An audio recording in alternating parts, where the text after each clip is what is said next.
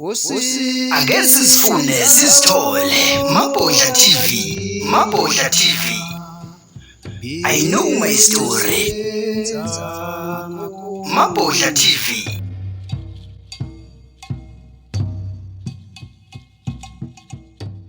Emtshezi ikhona indawo esesinayo ipermanent, sesikhulumile nezinduna zakhona eScourt.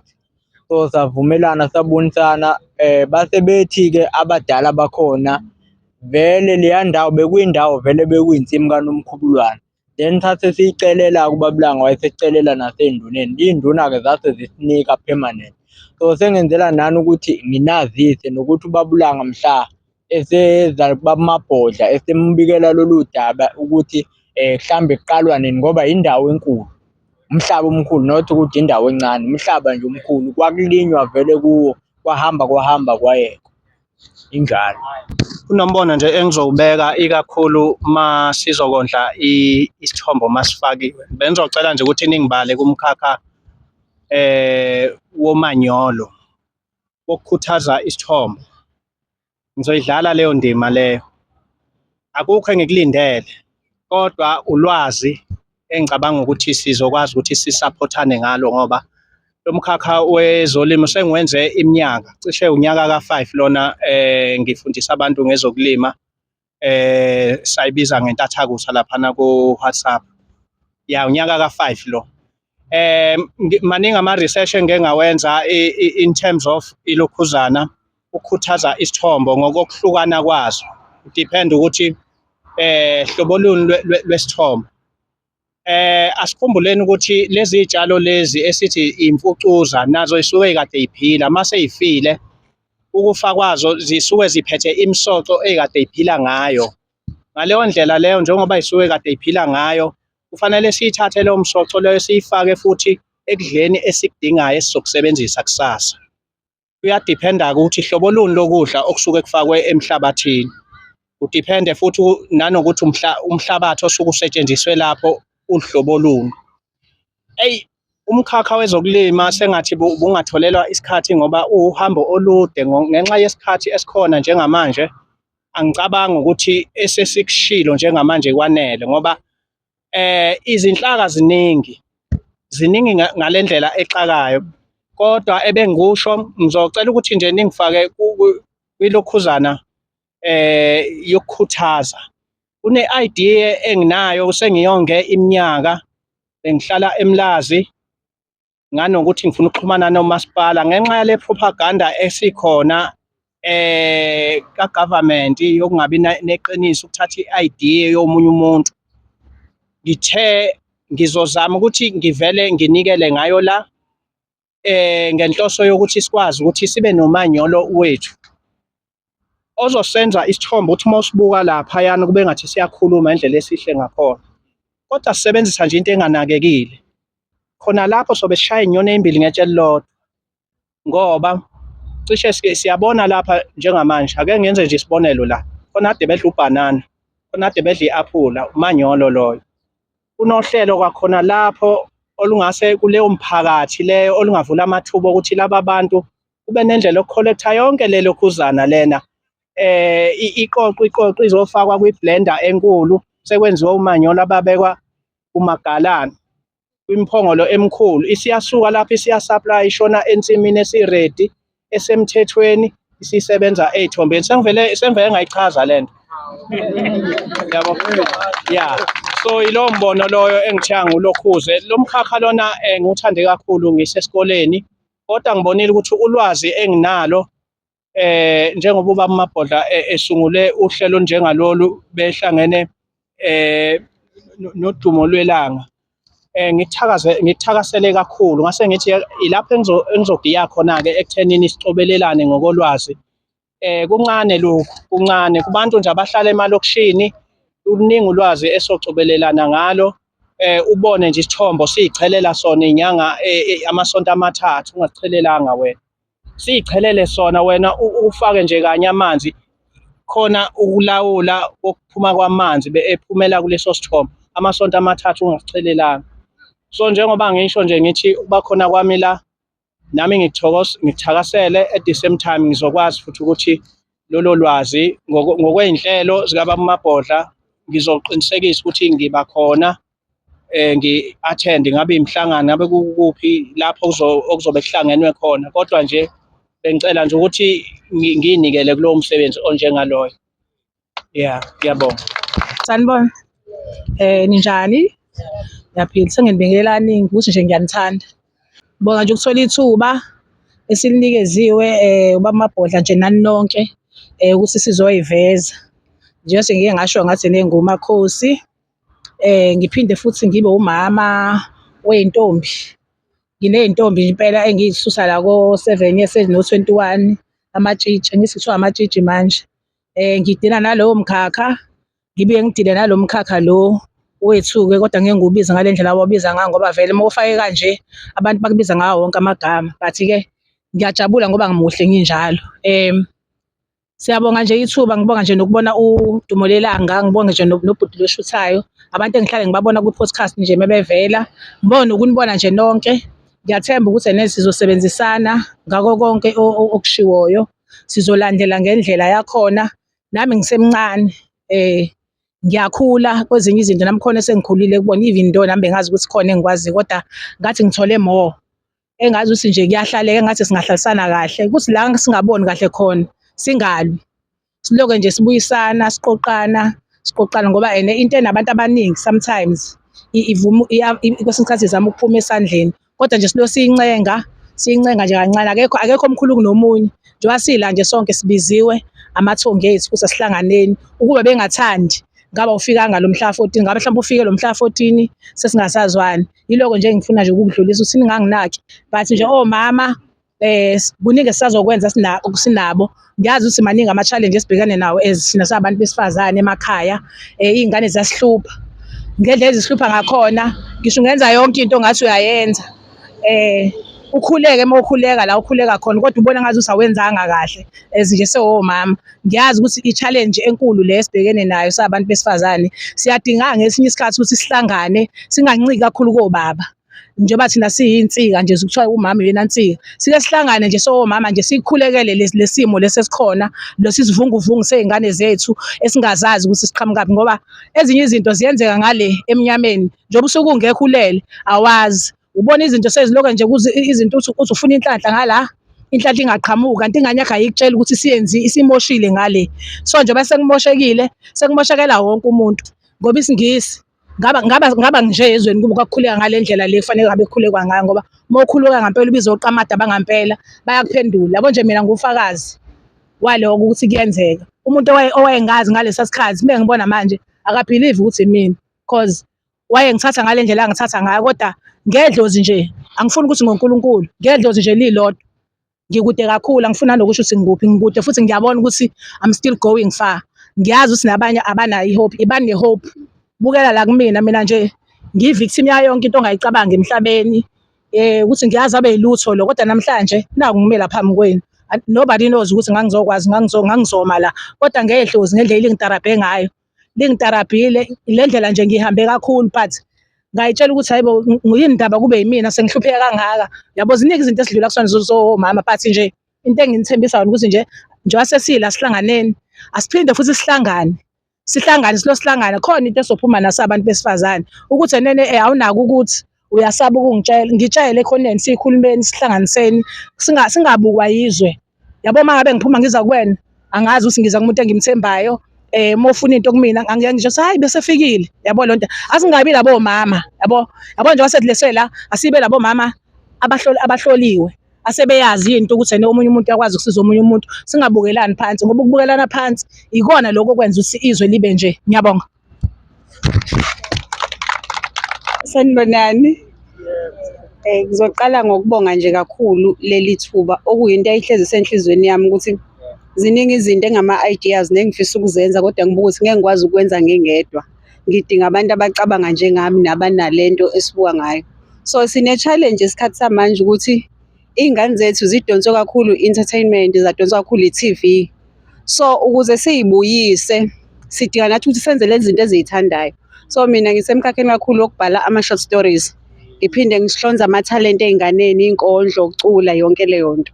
So ngiyafisa ukuthi nala kube yona ndlela esobhala iy'tori ezi-related nemvelaphi yethu zibonakala because uma ukwabuka i-COVID-19 saqatha lethelwa ifilimu sanganaka sathi ifilimu kwadlula isikhashana yaba khona i-COVID. So abelungu yonke into nento abayiletha kuthina baqale bayi-act kunamafilimu a-related nalento esisaya kuyona. Ngizodlula lapho bese ngicela ukusho ukuthi okunye yena kaHlabisa nginesiphethe ngazalwa sikhona. Ngathi mangidlalela bamabhodla ngacabanga ukuthi hayibo angithola amaphepha ngithatha isiphethu ngiyosibeka esaluni yami ngiyayisebenzisa esaluni bazothenga abantu lamanje. So isiphethu sikhona ngakuthina nje into engazalwa ngikhona namanje siphuza sona. But besingasasiphuzi sesijajiswa umpompi nami nje ngibuyele kuso maduze. So enye yento le ngibona ukuthi iyasilekelela kuzoba indaba yembewu. Ngasekhaya isekhona le mbewu encane le enhlobonhlobo le oyibeka kwagogo ishawe umlilo uphinde uqale phansi uyayilima ngakwazi ukuyithola. Bese kuzoba ileya ka-agriculture ngiyayithanda kakhulu. Ngicela ukubonga kakhulu sengikhohliwe ubhuti uDuma lelanga nobhuti uDuma lomunye. So abanye abantu abeke bathi kungilekelela mangishare iy'tori zami. Kunendawo eyakwagogo so mina bengingazi indlela engizale ngayo ukuthi ngiphile ngokuvusa ikogogo hhayi ikhakha umama. So leyo ndawo ngithe mangi-check-a emlandweni lokho ngathola ukuthi inamasimu alele engingazi ukuthi ngawaqala kanjani ngingedwa. So mhlambe ngaba indlela noma engamakhulu kakhulu kodwa basazongikhombisa singakwazi ukuthi kube khona esikutshalayo ngapha eZululand kubuye kulekelele ngalapho ngalekelela khona. So ngijabule kakhulu kuba ingxenye yale group. Ngiyafisa uNkulunkulu asiphe umoya wokubumbana nokuzwana nokuthobelana nokuthi uma kukhona la singaboni ngasolinye sithole indlela yokulungisa izinto into yethu iye phambili isitha singangeni. Ngiyabingelela. Yo baba angazi noma sengiyi-forward kakhulu yini emqondweni since kade ukhuluma. Angazi noma sengiyiphambili but ngiyakuzwa uma uthi umzali wakutshela ukuthi kumele ukuthi ubeke umoya phansi. Into esingi-stress-a manje ukuthi mhlawumbe ukwazi yini umnekwethu lo okhuluma ngayo ophesheya ukuthi uzame ukumsondeza eduze Nkosi yami ngoba phela ney'nsuku azizazi zokuphila. So uma uthi uzothi ucela ukumisa kancane uzomtshela isikhathi angase ngi-forward kakhulu. Igama lami nguKhulekane, isibongo sami nguShabalala kusuka eMaritzburg. Ngiyajabula kakhulu ukuba khona umuntu ulalile kodwa akalalanga. Angazi noma ngiyezwakala yini yabona nje uhleli ulele kodwa ucabanga usuku lanamhlanje ngenxa yenjabulo. Bantwana belanga bengifuna ukusho ubaba ngeke ngamuzwa ekhuluma ngendaba yey'phethu. Bengifuna ukusho nami ukuthi ekhaya sikhona isiphethu kodwa kuba khona kwasesiphethu sidinga ukulungiswa kakhulu ngenxa yokuthi abantu engiphila nabo ekhaya abasi-understand bona ukuthi yini bavele bebone ngathi udoti. Kodwa ngazama nje ukuthi ngimbe kancane ngathi ngikwenza la manzi bantwana belanga eyamnandi. Eyamnandi amanzi amnandi awafana namanzi waphuza amunandi. Futhi engithandayo noma uzizwa nje ukuthi awukho la kodwa yaphuza wona kuba khona into eyenzakalayo nje yaphela nya. Amnandi amanzi anempilo. Ilokho nje bengifuna ukusho ukuthi nami ekhaya sikhona isiphethu futhi siningi asipheli. Ngiyabonga. Makhawula nami ngi-address-a yona indaba yesiphethu bakithi nami ngasekhaya sikhona. Ngicabanga ukuthi ngisazosilungiselela ngithi ukuphila nje ngoba bengisengangethekile. Kodwa okunye ebengifuna ukusho ukuthi ubaba ngimuzwe ekhuluma ngendaba yabantu abakulo mkhakha wokulapha ngokwesintu futhi nami ngicela ukuthi ngivolontiye kuleyo ndawo.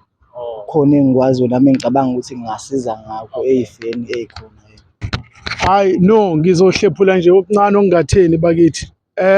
Siyacela kulaba abazalelwe emakhaya endaweni zamakhosi basisize bakithi. Thina sizalelwe emalokishini. Inzima impilo lapha asinamagceke asinalutho. Asikwazi ukwenza lutho.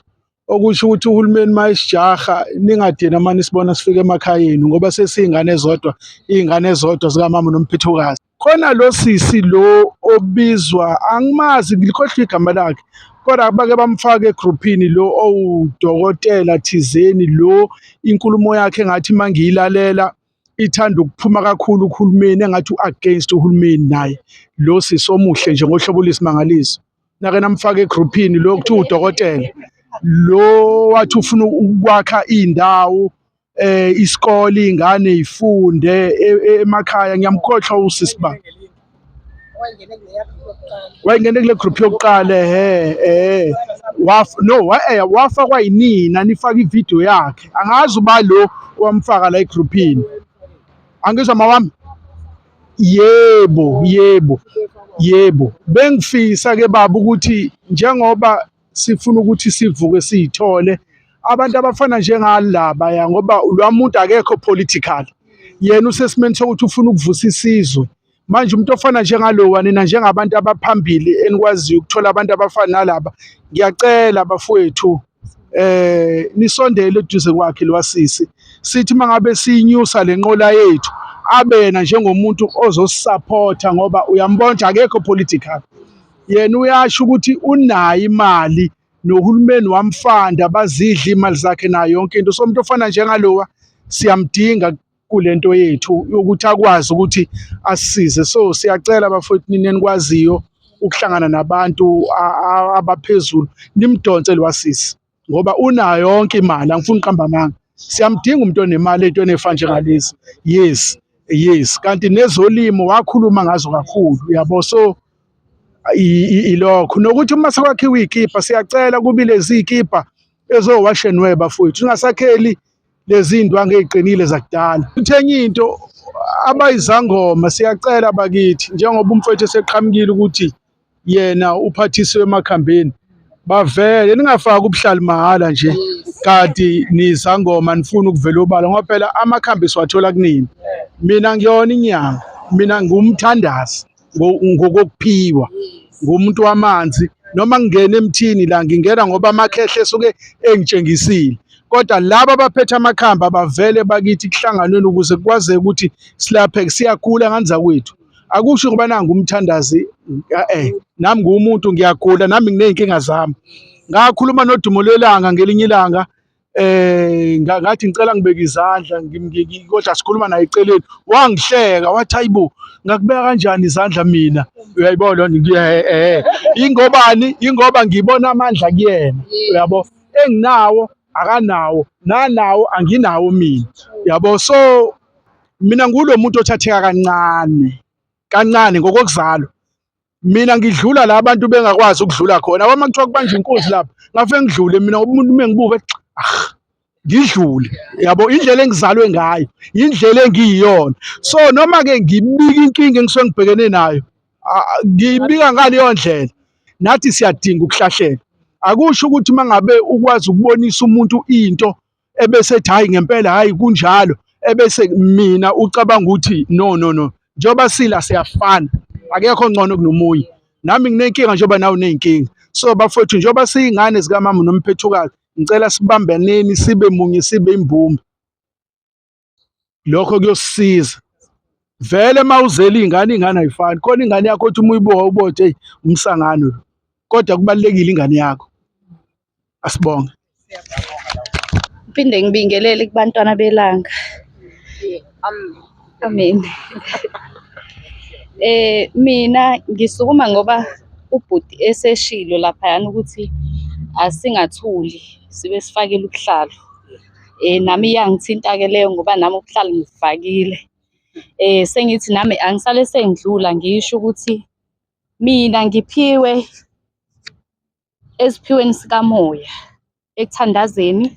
Amakhambi ngiyawathinta uma ngabe kufanele ukuthi ngiwathinte, hhayi noma yisiphi isikhathi, hhayi noma yimuphi umuntu, kodwa ngike ngilalele ukuthi ikona kuphi ekufanele ngikwenze kumuntu ngaleso sikhathi.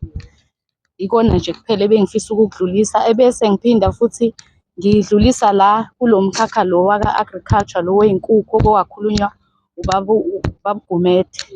So nami ngiyafisa ukuthi mhlampe ngingasaleli lapho ekufuyeni iy'nkukhu. Nami ngiyalithanda ukungena kulowo mkhakha, kodwa futhi bengingathanda ukufundiseka ngoba anginakho ukufundiseka okukahle. Mhlampe uma singathola umuntu ongakwazi ukusifundisa kulowo mkhakha ukuthi iy'nkukhu siy'khulisa kanjani zisuke etshweleni zize ziyofika esigabeni la sesikwazi khona ukuthi siy'dayise, nanokuthi sizipha kuphi ukudla iy'nkukhu noma sizinakekela kanjani. Ngoba ngiye ngibone kuthiwa khona ngisho amavithamini uthola ukuthi inkukhu iyagula noma okuvikela izifo ey'thize. So uma singathola ukufundiseka kulowo mkhakha lowo ukuthi sizinakekela kanjani iy'nkukhu. Ngokwendawo, indawo emakhaya la ngiqhamuka khona njengoba ubaba uMabhodla eke wakhuluma ukuthi khona uhlelo abake baba nalo ekuqaleni ukuthi bavakashele amakhosi. Nami ikhona into eyake yathi ukungifikela kakhulu nje u-agriculture ngiyawuthanda ngoba ikhona into eyake yangifikela mayelana no-agriculture ukuthi mengase kuthiwe ngiyawenza ngale ndlela engangiboniswe ngayo noma engangiyalezwe ngayo ukuthi ngenze ngayo. So kwaba khona indaba yokuthi kuzodingakala indawo ngoba emakhaya noma ikhona indawo kodwa ekhaya batshalile ekhaya. Ubaba wami uyalima, utshalile. So ayikho indawo kahle ekhaya kodwa induna sijwayele, induna ifana nomuntu walaphaya emndenini. So angithi umuntu awukwazi ukuvela usuke uye enkosini enduneni ungaqalanga khona. Kwezinye iy'ndawo awukwazi ukuvela uye kanjalo kuthiwa qala enduneni. So enduneni nakhona ngingakwazi ukuthi mengabe ngihambile ngaye emakhaya ngoba nguwumuntu ohlala goduka emakhaya. Ukuhlala kwami la angihlalisiwe futhi ukusebenza, ngihlaliswe yilona lolu bizo engikhuluma ngalo. Kodwa nje ngingakwazi ukuthi mase ngiye emakhaya mhlampe ngifike ngikhulume nayo induna ngoba zikhona iy'ndawo ngoba kuye kwaba nezimpi kuqala khona iy'ndawo ezasala abantu bahamba bay'shiya kanjalo. Lezo y'ndawo lezo kuye kulinywe kuzona. So nazo uyahamba uye enduneni. So nakho bengahamba ngiyokhuluma nayo induna bese ngiyabuya futhi baba uMabhodla bese ngithintana nina eceleni. Ngithembe futhi ukuthi ngibonge futhi nokubona ubhuti Muzi noDumo lolwandle. Ngithemba ukuthi lelanga ngithemba ukuthi-ke ey'nkulumeni noma emibuzweni engiye ngaba nayo ngangaphenduleka, namhlanje ngizophenduleka ngoba nakhu ngiyababona. Namhlanje nje ngilale njengoba nensizwa yakithi la eduze kwami-ke yasho ukuthi eyi lala ingalele, nami ngilale ngigalela. Kumanje nje inhliziyo iyagxumagxuma ngoba igxumagxuma nje ayigxumi ngoba kugxuma mina kodwa kugxuma labantu abakimi bezobona labantu abanibethe ngoba namhlanje yabo kuze njengoba bethi ubhuti ulale engalele nami bhuti ngilale engalele. Lo ngivuke ngo-3 kodwa ngenxa yokuthi bengilokhu ngiyibuke njalo esibukweni bengingaphumeki endlini. Ngaze ngagcina sengi-late khona ngokuhlala ngila eMlazi kodwa ngigcine sengifika emva kwabantu abasuka koGoli, yabona. So nje ngijabule kakhulu, siyalujabulela kakhulu lolu hlelo lolu. Nami noma ngabe kuthiwa nginalo ubizo enginalo ngisacathula la ngicathula khona bantwana belanga. Ngiyafisa nje ukuthi engathi singahlala sibambane konke kukhanye phezu kwey'mpilo zethu. Amen. Ngicabanga ukuthi sigoqeni iy'ngane zakwethu. Uma kusekhona obesafisa ukukhuluma, kulungile bhuti. Ngike ngibingelele ngibonge ukuthola leli thuba. Ngubheko mina wakambili ngisuka uShabeni endaweni ePortshepstone. Shuthi angibanga nenhlanhla yokuthola ithuba ngesikhathi abafowethu bezithola. Bengifisa nami ukuthi ekhaya ngenaso isiphethu. Isikhathi seside kakhulu umuntu engawatholi amanzi lawa kuyiwona ingozi. So ngisizakala kusona isiphethu. So bengingenaso isifiso ukuthi uma ngabe selenziwe uhlelo lelo ukuthi mhlambe silungiselwe nami ngibe ngomunye ngoba kade ngacela ekhanseleni kodwa kuzobe manje alinginakanga. Ngiyabonga. Okay, ngithe okugcina nje bengithi ngifuna ukusho ukuthi njalo sihambile sothenga sibuye noshintshi ongango-R800 ushintshi. Yes, ushintshi esibuye nawo 800 rand. Sekukunina-ke noma mhlambe sithatha nga-R5 yini noma mhlambe siyifake esikhwameni. Sengizezwa ngathi mhlambe ngihambe ngiyishintshe laphana o-5 yabo. Sihlukanisa njani kanjalo? Baba uMabhodla khona abakhomentayo la ku-Google Meet bathi ushintsha ungena esikhwameni. Ushintsha. Yes. Siyathokoza, siyabonga kakhulu kulaba abakhomentayo. Ngicela ngane zakwethu ukubalula kakhulu. Ngiyabonga kulo okhomentayo, angazi noma use-KZN noma iseGoli kodwa ngicabanga ukuthi iGoli noma iMpumalanga. Ngiyabonga ukuthi basi-correct. Why besho kanje ngane zakwethu?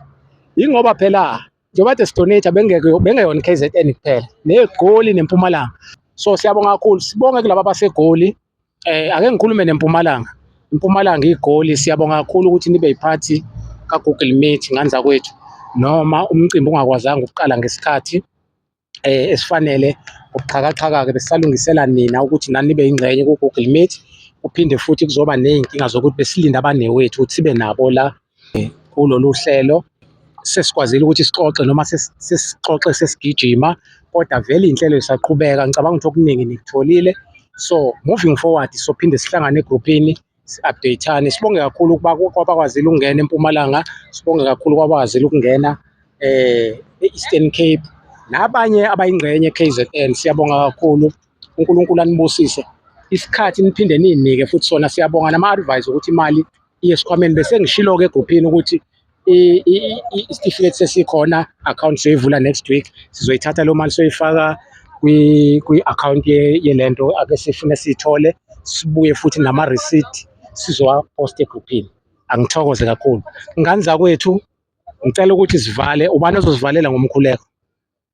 Ngicela usondele mina wethu. Sinodumo lwelanga lapha ngane zakwethu lapha eMpumalanga nalapha eGoli. Udele isikhathi sakhe wehla weza lapho, yena uzosivalela ngomthandazo. Athi singagobisa amakhanda ethu phansi. Fihlakalo, dalwe inkulu zezulu, Ndlovukazi noMphethukazi, makhosazana emvelo, nani makhosana emvelo. Nkosi enkulu mvelo kuqala, siyabonga leli langa lanamuhla, sibonge nosuku lwanamuhla, sibonge nasey'dalweni ey'nkulu, okuwoshembe nomlenze munye, nosodumo nosomandla, uba ngalolu suku lwanamuhla siphephe sisuka ngamakhaya. Phinde sibonge namadlozi asengamele omkhulu bethu nokhokho bethu basendulo ukuthi babe nathi lolu suku lwanamuhla laba impumelelo lwaphetha kahle. Sicela nokuba noma sesiphinde emumva kube njalo. Siyabonga. Ngane zakwethu-ke sesizodla. Ngicela nje ukubonga kakhulu bafowethu isikhathi senu ukuthi nidele iy'nto zenu namhlanje. Sikwazi ukuba ndawonye sibonane, okunye bekubaluleke kakhulu. Ungaloko emasikhuluma ngale ngcono-ke mina beninayo ikluka amabhodlo ukuthi hayi leli khehle lihlale likhuluma la siyalazi lapha ku-TikTok. Nangu umfowethu udumo lwelanga bahlele benayo umusidungu besaziwa, kodwa siyafisa ngane zakwethu ukuthi sinibonge ngane zakwethu. Akukuncane lokho enikwenzile, kukhulu and nifike nanikela naphinde nakhipha emaphaketheni nagibela neza la. Ngelinye ilanga uNkulunkulu uzosisiza ingane zakwethu mayikhula lento, sigcine sesikwazi uku-organize uma sokwenza into, sikwazi ukuthola ama-transport, sikwazi ukuthola zonke izinto ukuthi sikwazi ukuthi sifinyelele kwi-sport la sisuke siya khona. Ngiyafisa nje kakhulu ukuthi mase nihamba uNkulunkulu anivikele ngane zakwethu ey'nqoleni zomlilo ani-protect-e kuyona yonke into. Ngicabanga ukuthi-ke lapha koNcamnce ngane zakwethu-ke sekuyidili likaMkhiphenile. IGoli nje sibonga kakhulu ukuthi likwazi ukungenelela lesifande nalo lixhase. Kuyikona ukuthi ngeke sikwazi ukukuthatha ukudla sikufakela efonini, kodwa vele le game edlalwa la izophinde futhi mase singale kubona nathi sobe sishaya izandla ngapha sibuka bona. Ilokho-ke ngane zakwethu, uNkulunkulu anibusise nonke. Ngibonga kakhulu. Ake sisifune sizithole. Mabhodla TV, Mabhodla TV. I know my story. Mabhodla TV.